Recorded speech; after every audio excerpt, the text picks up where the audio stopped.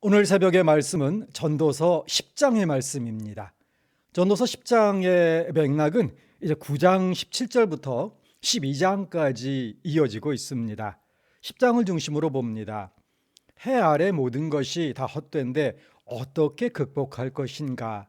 그 극복하는 유일한 길, 여호와 하나님을 잘 믿고 경외하며 살아가는 것이다. 이것이 이제 전도서 전체의 주제이기도 하고, 또 전도서의 네 번째 단락, 이 마지막 단락의 주제이기도 합니다. 그 주제 하에서 10장의 말씀을 보겠습니다.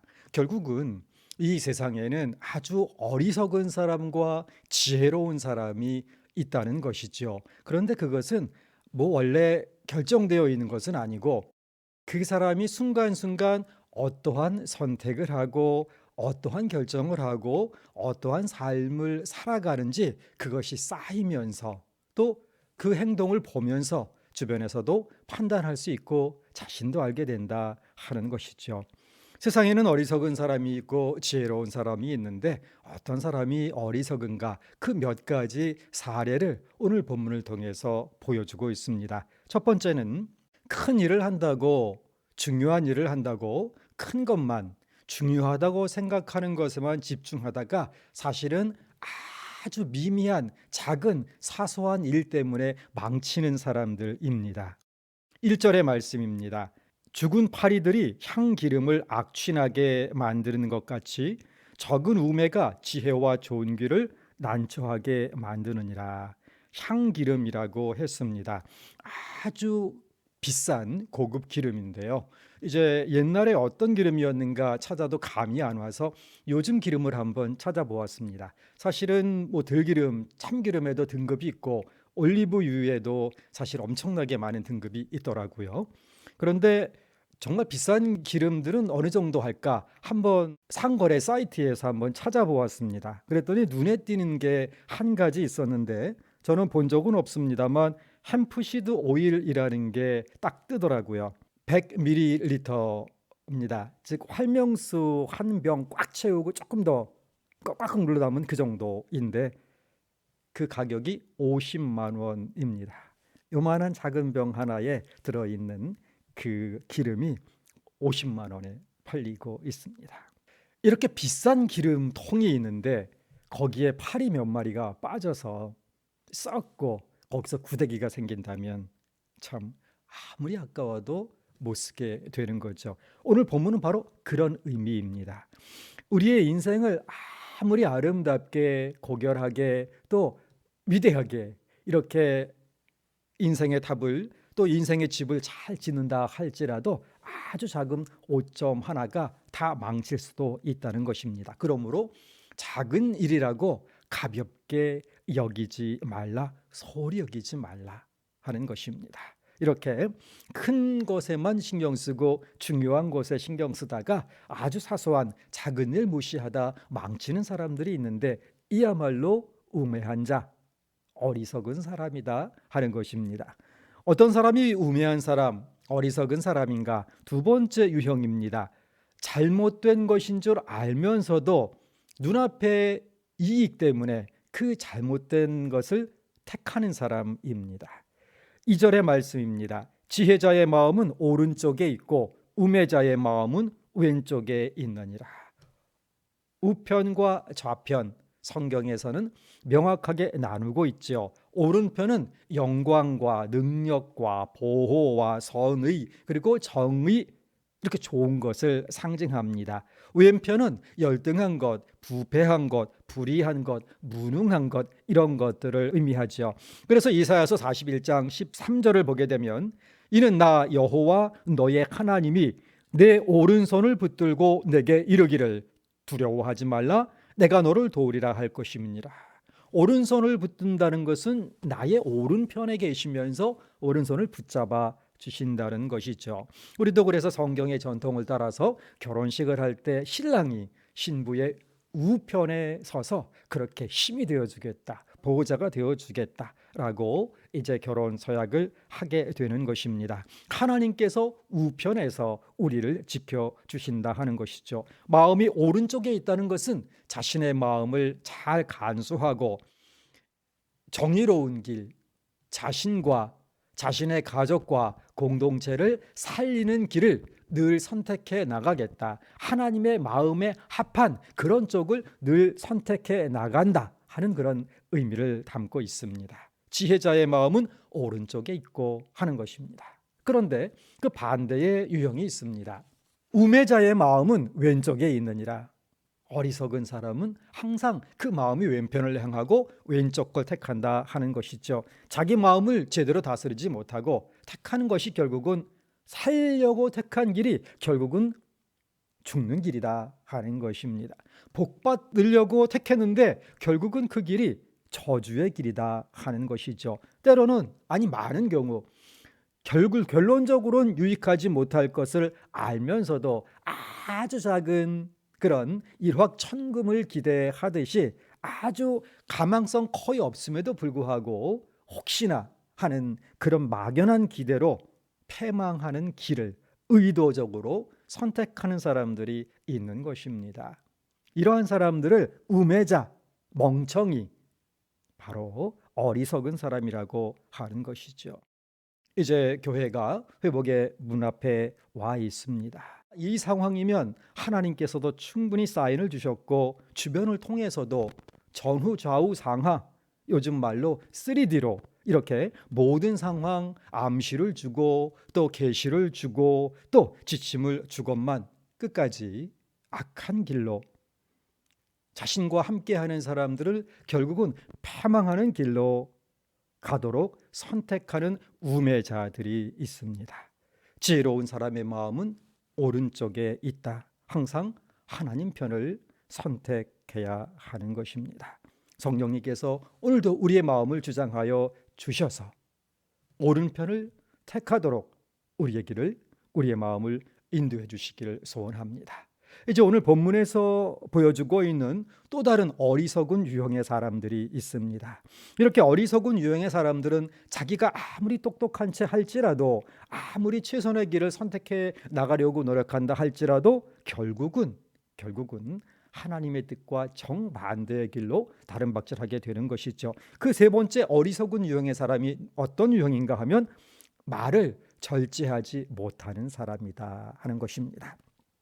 3절의 말씀입니다. 우매한 자는 길을 갈 때에도 지혜가 부족하여 각 사람에게 자기가 우매함을 말하느니라. 가만히만 있어도 보통은 갈 텐데 계속해서 말을 해서 자기가 조금 모자란다는 것을 주변 사람들에게 선전하고 다니는 사람들이 있다. 이렇게 요즘 말로 풀어볼 수가 있겠습니다. 말하는 것을 보면 그 사람이 어떠함을 됨됨이를 대충은 이렇게 알 수가 있게 되지요. 지혜로운 사람은 말을 아끼고 상대를 배려하고 늘 말에 조심을 하게 됩니다. 어리석은 사람은 상대방은 관심이 없고 자기 생각 그저 쏟아내는 데 열중하게 되는 것이죠.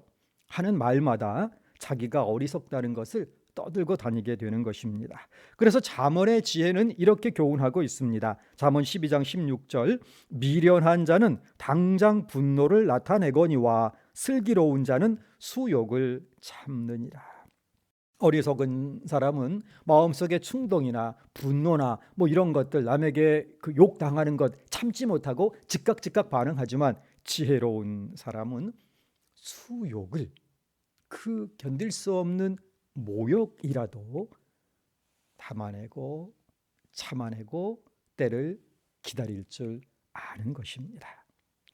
가만히 있으면 차라리 나을 텐데 미련한 자는 그 미련한 것을 다 쏟아놓는다. 성경은 우리에게 가르쳐주고 있습니다.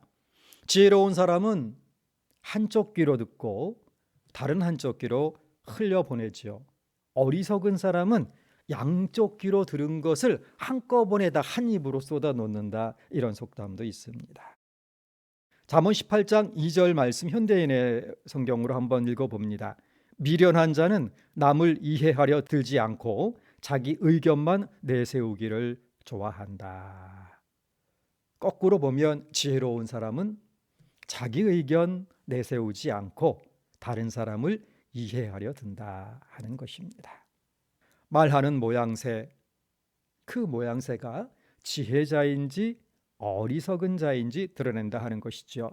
전도서 10장 12절 말씀 세 번역으로 한번 읽어보겠습니다. 지혜로운 사람은 말을 해서 덕을 보고 어리석은 사람은 제 입으로 한 말 때문에 망한다. 이 뜻을 한 번 더 새기기 위해서 12절을 공동 번역으로 읽어보겠습니다. 지혜로운 사람은 입만 열면 남의 호감을 사지만 어리석은 사람은 입술을 놀렸다 하면 제 신세를 망친다. 아주 신랄하게 번역을 했네요. 말을 절제하지 못하는 사람, 함부로 하는 사람, 이 사람이 어리석은 자 중에 어리석은 자다. 성경은 우리에게 교훈하고 있는 것입니다.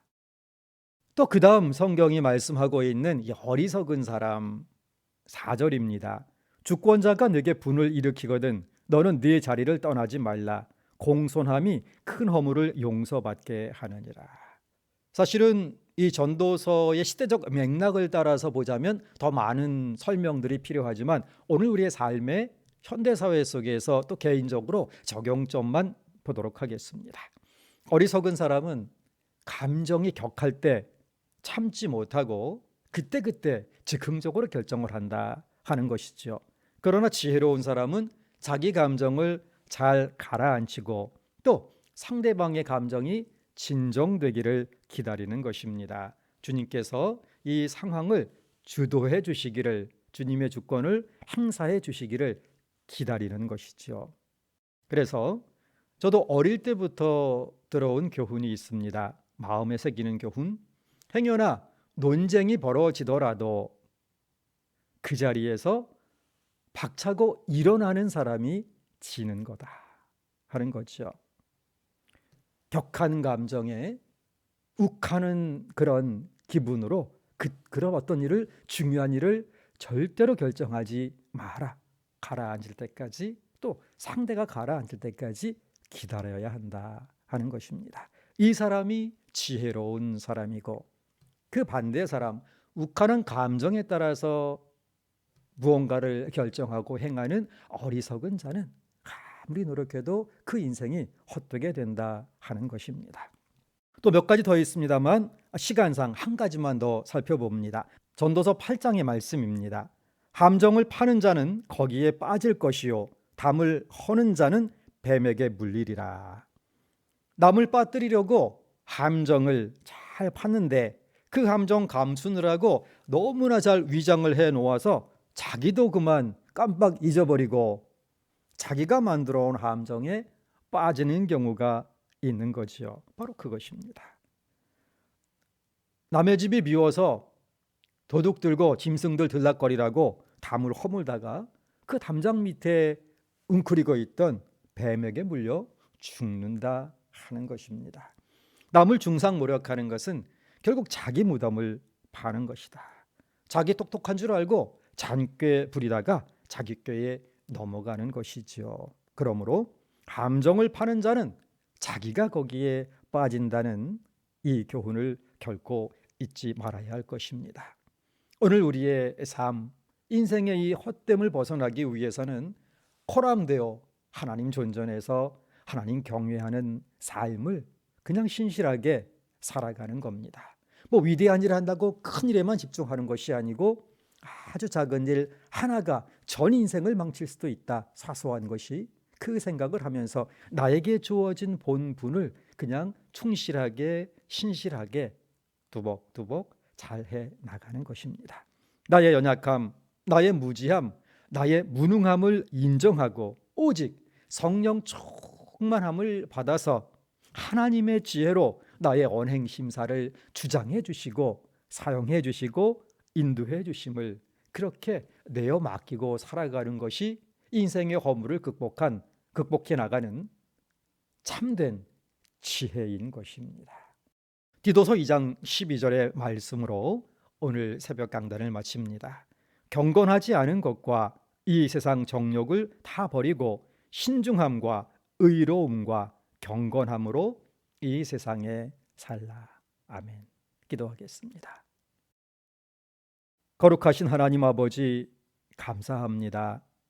오늘도 저희에게 또 하루 허락하시오니 저희의 짧은 지혜와 식견과 감정이 저희의 삶을 주장하고 주도하지 못하도록 하나님께서 붙들어 주시고 오직 성령 충만하여 하나님의 영이, 하나님의 뜻이, 하나님의 말씀이 저희의 삶을 주장하시고 주권을 가지고 행사하여 주시고 인도하셔서 저희를 통하여서 주의 뜻 이루어지는 저희의 삶 되게 하여 주옵소서.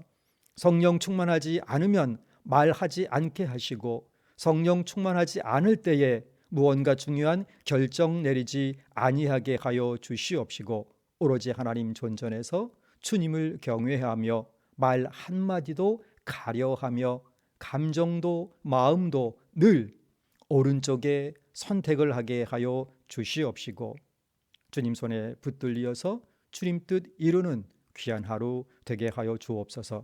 오늘도 이 나라의 민족 하나님께서 지켜주시고 코로나19 맞서 잘 극복해 나갈 수 있도록 관련된 모든 이들과 모든 국민들과 또 이로 인하여 많은 방해를 받고 있는 이 땅의 모든 교회, 전 세계 지상의 교회들의 모든 사역과 그리고 모든 삶 속 성도들의 삶 속에 하나님의 승리의 역사 드러나게 인도하여 주시옵소서. 오늘 온전히 주님 존전에서 주님께 영광 올리는 삶으로 바쳐지기를 소원하오며 예수 그리스도 이름으로 기도하옵나이다.